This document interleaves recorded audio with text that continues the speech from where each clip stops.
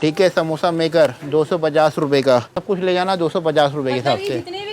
Non stick का अंडा बनाने वाला, प्योर नॉन स्टिक का फ्राई पैन 250। ये किचन के गैजेट्स आ गए सिर्फ 250 रुपये में। 250 रुपये में ऐसा सामान आ गया किसी डॉलर बाजार में नहीं मिलेगा। आर्टिकल नोट कर लेना मेरे पास से जो 250 रुपये में मिलने वाला है। ठीक है। सबसे पहले तो गिलास स्टैंड दिखाइए 250 रुपये का।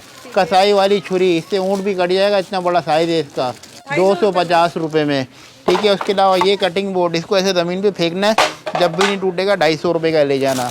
ये लकड़ी वाला उससे मोटा कटिंग बोर्ड 250 रुपये का। सर्दियाँ आ गई हैं, पानी में काम करने में मसला होगा, सिलिकॉन वाले गिलास भी ले जाना। पैक ऑफ 2 मतलब जोड़ी 250 रुपये की। पैक ऑफ 3 छन्नी, इतने बड़े जंबो साइज़ में 3 छन्नियाँ ले जाना मेरे से, 250 रुपये की। कोयटा वालों आ जाओ मेरे पास। ठीक है। 250 रुपये में। फाइबर का कटिंग बोर्ड 250 रुपये में। नाइफ शार्पर, छुरियाँ चेस करने के काम आएगा, 250 रुपये में। सिलिकॉन